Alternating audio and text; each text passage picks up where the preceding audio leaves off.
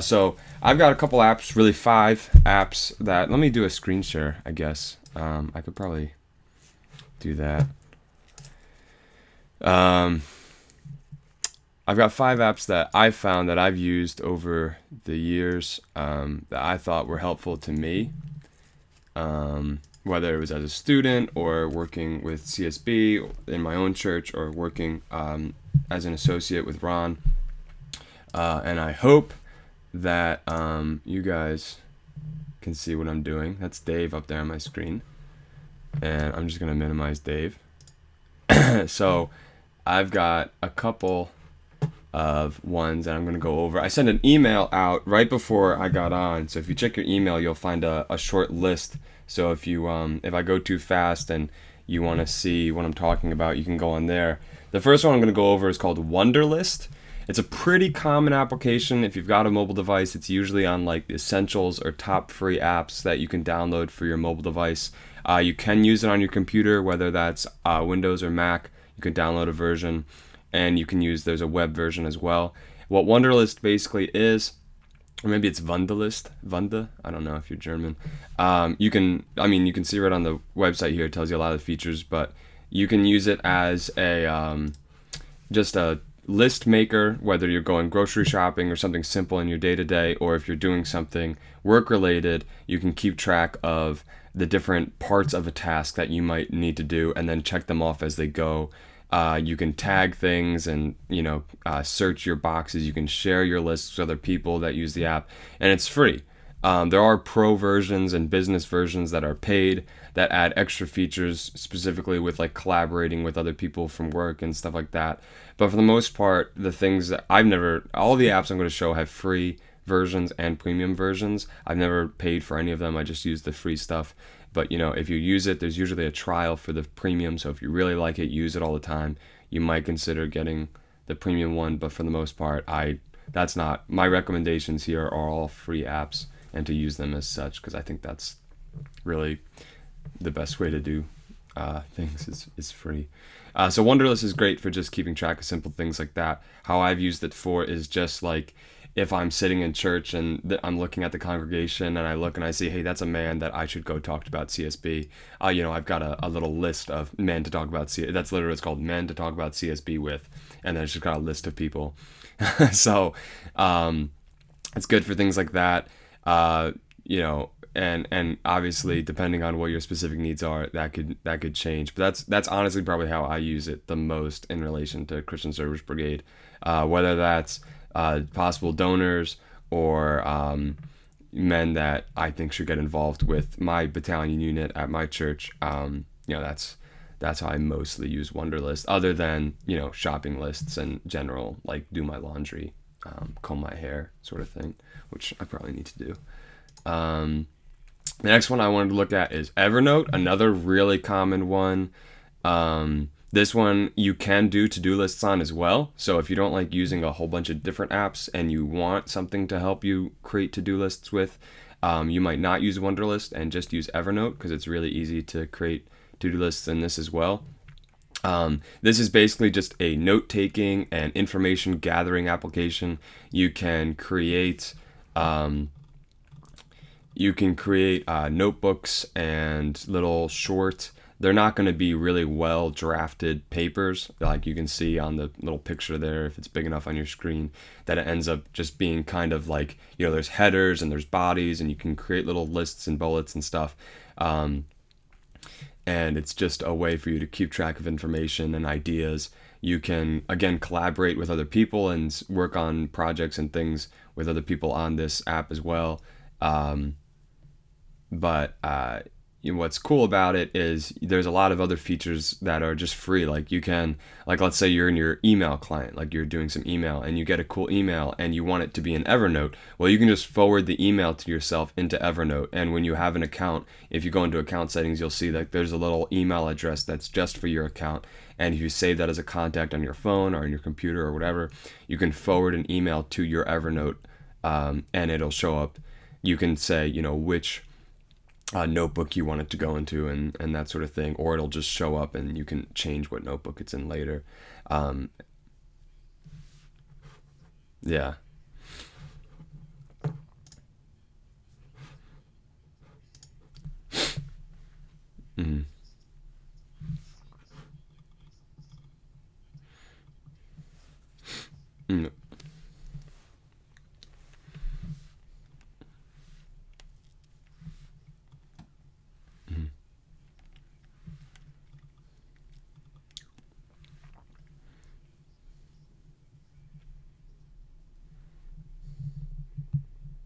Hmm.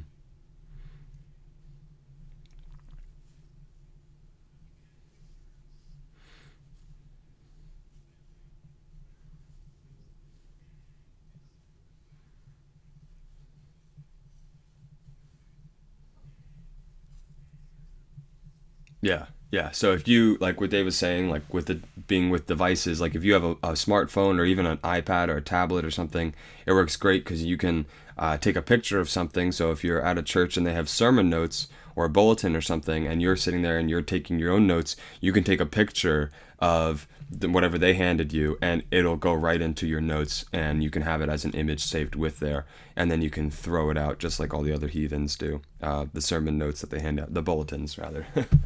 But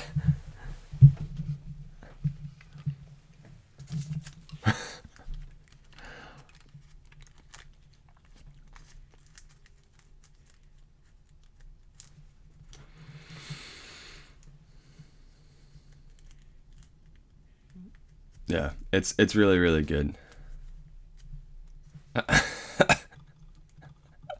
Oh man. All right, Dale. Okay. So yeah, like you can see here, this is a good. This like it shows you can use it on Android, iPad, iPhone, on your computer. There's even an Apple iWatch, which I think we should all get as Christmas presents, late Christmas presents from Joel this year. I think it'd be good if we all sported an iWatch. I think that would really help CSB a lot. So you can use it on our incoming iWatches from Joel as our belated Christmas presents, and make presentations and take pictures of things. There's premium features that you can use, like if you meet somebody, you can take a picture of their business card and it gives you like a digital contact copy of it. So it's not just a picture of the card, but it actually imports that contact into your phone for you, which is really cool. But again, those are like the premium paid features that you'd have to go for, and those obviously I don't use. But if you like that kind of stuff, then sure, why not, right? Let's see. The next one I wanted to look at is called Tog.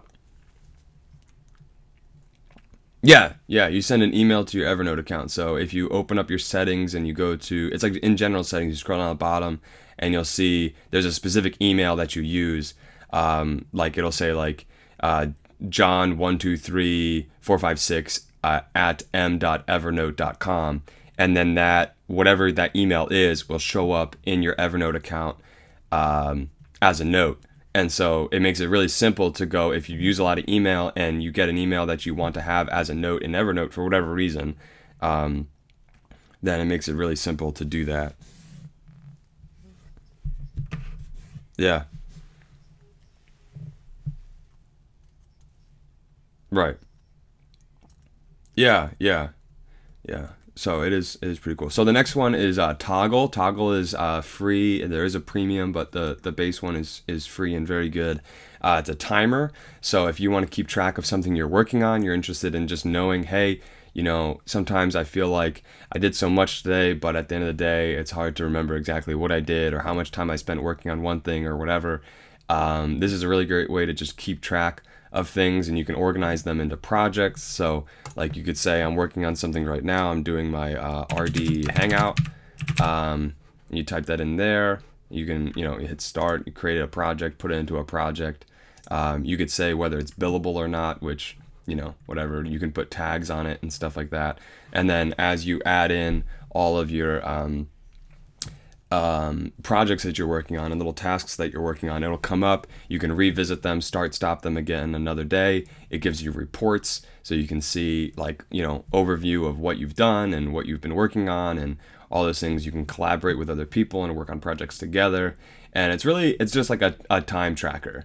And so I think this one came up for me more when I started working with like CSB as associate staff, because I think we can all agree it's hard with this in terms of let's say a 9 to 5 job where you punch the clock, you go in, you punch out, to keep yourself accountable and to know like, okay, maybe for you it might be like, okay, I want to make sure that I was working 8 hours today with Christian Service Brigade. So but it's hard to keep track because that can be ambiguous whether you're doing this or visiting that or whatever, and there's no one that's really um, keeping track of that for you. You got to manage it yourself. And I know you guys all do your reports and stuff, which I don't have to do yet, but and you all have your systems of doing that. And I don't know exactly what, I'm sure everyone's a little bit different, but maybe this could help you with keeping track of your projects so that you can report more accurately. And I think our biggest problem is more likely to be that we are too, I don't know what word I'm looking for, generous? No. We are not generous enough with the amount of time that we are really spending. And so this might be an eye opener for you to see, like, wow, I actually am, spending a lot of time on doing some of these things, and I'm putting, and then, maybe to figure out how to more accurately represent the time you're spending, and also to fine tune the time that you're spending. And that brings me to the next app I wanted to look at. It's called Rescue Time. And Rescue Time kind of goes in conjunction with Toggle because it's another time sort of management thing.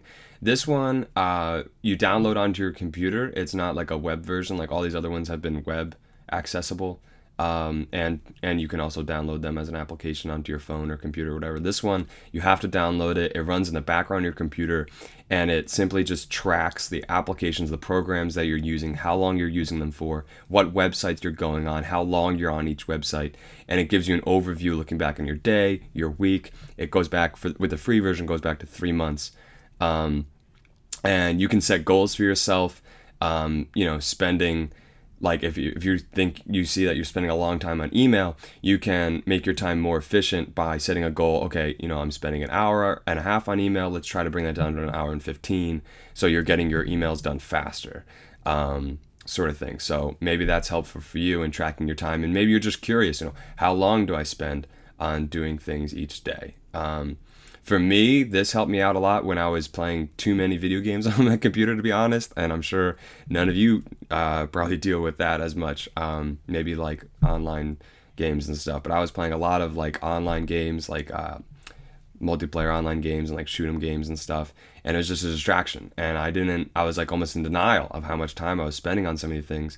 And, maybe it's Facebook, maybe it's games, maybe it's just blog sites or whatever your distractions are. This will help identify what those are in a very real way. That's kind of in your face and unavoidable. Like, it's just the proof is there that that's how much time you're spending on those things, and then help you kind of be more effective with that. But even if time management isn't a big deal for you, it's always good to kind of keep track of what you're doing, and maybe you can just become a little bit more efficient, even if you're already pretty good. So again, this one's free. The light version is just those basic things that I've said, and then like the premium version, there's a free trial for that, and then it has all these other things that you can get in there as well. So I mean, all these apps I recommend to try if you're up. I got one more to do too, but all these apps I recommend to try the free versions first, even just to look into it a little bit, because I really think that a lot of these can help with what we do, and whether it's with CSB or just in life in general. But I wouldn't recommend really going for the premium versions until you at least try the free. And then if you really like it or whatever, and you want to get into some of the more advanced features and stuff like that, consider going for the premium versions. But these things are all subscriptions, and subscriptions get pretty pricey once they pile up. So I'd stay away from those unless you really like it. So that's Rescue Time. The last one I have is a little bit on a different track. This one's called Hemingway, HemingwayApp.com. There's a download version that you pay for. It's $10 to download Windows and Mac, but the online web app is free. There are some bugs in it, like if you're typing or editing, sometimes the words like get jumbled up together. But for the most part, it's pretty good. And if you copy and paste out of it and back into your like word processor or whatever that you're writing in, that's just fine. But you can write on here or edit on here. It has some basic editing up on top. I wouldn't recommend writing right into this, just editing. But as you can see, like what it's for is it's not really like a spell check or a grammar check necessarily. It's more of like fine tuning your writing. I might call it like the Ron Rind app. He told me I wasn't allowed to call it that, but that's what I kind of call in the back of my head. So it gives you a word count and more paragraph, sentences, words, characters, letters, read time, approximation. It gives you a approximate reading level. So that's like a grade level in school. So a sixth grader should be able to read this. And you may say like, oh, sixth grader, that's young. But in all honesty, like you want to try to keep your reading level pretty low so it's easy to read. Actually, Ernest Hemingway wrote at a fifth grade reading level, and a lot of major publications try to stick to that too. The average reading level for Americans is about 10th grade reading level, apparently, according to the little bit of research I did just to give you that fact. But, that might be a good one to hit if you're trying to sound a little bit more, formal, a little bit more like college level, but don't go too much further than 10th, because I think you would risk being overcomplicated and you'd lose a lot of your audience by just being too wordy and too much jargon. But this will look through, and yellow is if it's hard to read, red if it's very hard to read, purple is they say there might be a better way to say that word. So like you can utilize a shorter word in a purple one. Mouse over friends, it's going to say use the word use instead of utilize. And these are really just suggestions. Like you can write something and you can use the word utilize, and that's fine. But to use the word use instead is obviously a lot easier for most people to read. Adverbs are helpfully shown in blue, and then they'll make a suggestion of saying, to remove adverbs, because adverbs confuse your writing as well. And they might suggest, depending on how many words you have in your entire writing, have 1 or 2 or 3 adverbs. But for instance, I was using this to help my brother with a paper. He's 16, and he had a 1,500 word paper. And for that, it suggested to only use 2 or 3 adverbs throughout the whole paper. So again, these are like suggestions. The passive voice, again, passive voice is just, it's not like very like it's just very passive. It doesn't give you a lot of command or power in the words that you're using. So they suggest not to use the passive voice very often and try to make your writing stronger and more direct and more powerful. And so they just highlight it for you, and then you can look at how you want to change it yourself. So this isn't like a spell check where it's going to necessarily like utilize, it gives you a suggestion, but all these other ones, it's not going to tell you how to rewrite it for you. It's just going to highlight it and say, hey, this is something for you to look at. So with this, I use it when I'm writing, not like an email, but if I'm writing a newsletter out, or like something that I really want to make sure that it's easy to read, that it's easily digestible for people, I'll run it through the Hemingway app real quick. Maybe spend like a half hour or whatever proofreading it through here and doing some edits. This is where I go with it last, just to reword some things.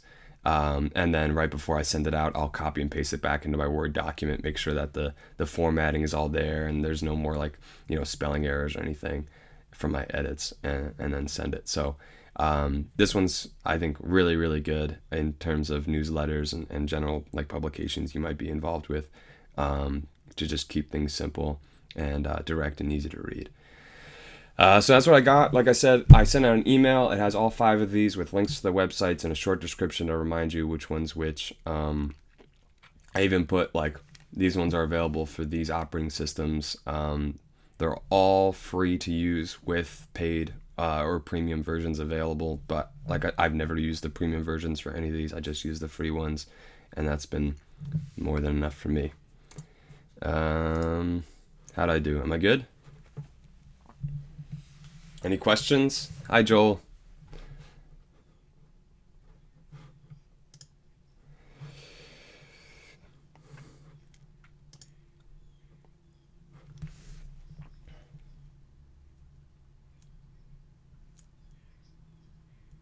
Yeah, all of them except for rescue time are available through web. So web just means you go in your browser, whether that's Safari or Windows Explorer or Edge or whatever they're calling it now, or Mozilla or Chrome, whatever you use, and you can just go online. But you have to be online in order to use it because it's on the web.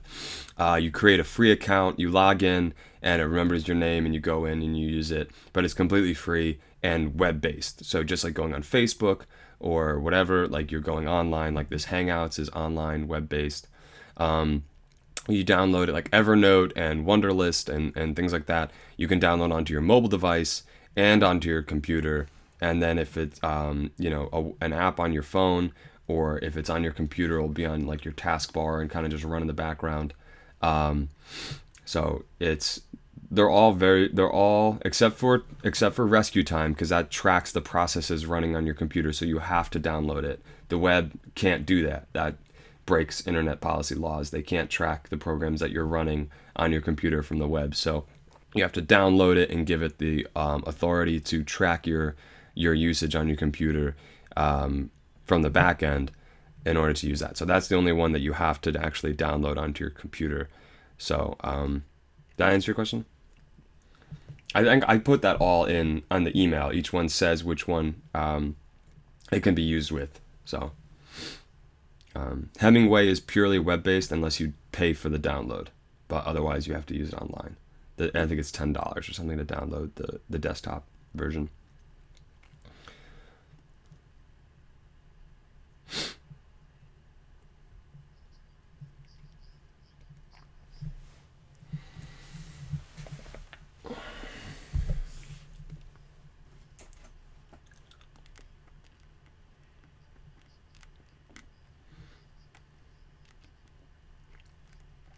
Yeah.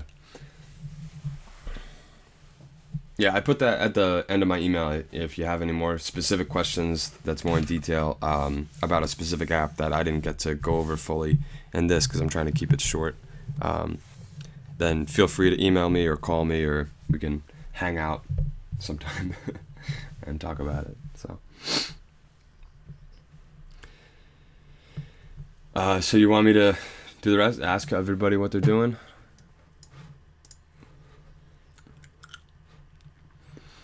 Alrighty. Let me just pull up his thing. Alright. Oh, I'm first on. I'll just go by the list that I have here instead of whoever's coming up on the bottom of my screen. So I guess I'll do my report first then. Nothing's too new. I got school starting up next week, so I'm looking forward to that. Trying to get everything in line. Work on the photography module. That'll be done by January 11th for sure. Monthly support letters coming down the pipeline too. That's fine. Met with Ron this morning. We had a good time. Met with one of the kids that just went to college away from his brigade unit. He came out. John Maharigan met with us, and it was great to see him. Other than that, nothing too new. I am looking into reaching out to a church that my girlfriend attends. It's not a church I regularly attend, but she goes there. And I was speaking with the children's ministry director, who's a young guy about my age, there, and we really hit it off, like just connected real well. And I told him a little bit about Brigade, and he sounded interested. So I'm trying to pursue that. And it's a big church, got a lot of young kids there, and they don't have anything club-based at all. No co-ed, no individual thing. They have a youth group, and it's a good, thriving youth group. But he was interested. He's supportive. He wants to talk about it more. So I plan on meeting with him, hopefully in the next couple of weeks, to talk about that more and see if it would be a good fit for their church for sure. Which we all know it would be. It just gotta get him to see it that way. So hopefully, that'll evolve into something. So that's that for me. Oh, yeah, we had our Northern Frontier Camp staff reunion, which was awesome. I've never seen Captain Ralph so happy before. He's retired now, so it was, I think, a lot to do with that. The staff was awesome. It was just we went up there on the 1st, and a lot of guys stay overnight until the 2nd. We played board games, we watched the staff video, have some pizza and stuff like that, hang out, and we all just, most of the guys stay. I didn't stay, but most of the guys stay and crash on the floor and wake up in the morning, have breakfast, and leave. But yeah, it was a good time. Was there something specific you just wanted me to talk about it in general, or?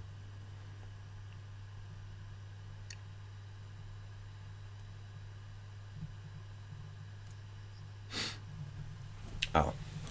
Yeah. And that was definitely like a feel, is that I think with the technology and the kids coming up of this generation, that we're just born into the technology world where they came out of their mother's womb and got a Facebook that day. Um, they're very used to being connected through social media and stuff, and so you can tell that, like, at versus when I was 16 and I went up to the staff reunion. It was a lot of catching up, a lot of this and that, and with this, it was finally talking to someone face to face about all the things you had seen them doing over the past couple months, which is really, really interesting, and how to utilize that more from a staff perspective, and talking with Chris Dudley, the incoming camp director, about one of his passions is staff togetherness in the off season, for sure, and trying to work together with Brigade to do that kind of stuff. I think one of the easy answers is to convince the counselors in their off season to get involved in Brigade groups, obviously, but also just the staff itself contained at Northern Frontier, how to connect them in the off season is a big thing. So being able to go up to the guys and say, hey, I saw you post this, or I saw you saying that, or how's this going, or whatever, and being able to stay in contact with them, even almost passively, by just naturally seeing that stuff flow through your news feed and stuff, keeps it, it's a different flavor. It's interesting. Some of it's bad, for sure. Like, it kind of takes away from that awe factor of not having seen someone for a long time, then appreciating it even greater, hearing it all for the first time. You kind of feel like a creeper knowing about their life without them telling you. But yeah, I think it has a lot of positives, though, in terms of togetherness. So I've talked way too much and my throat's starting to hurt, so I'm going to pass it on to... I got next on my list is Scott, but he's not with us, so Junior I have next. Junior, how we doing?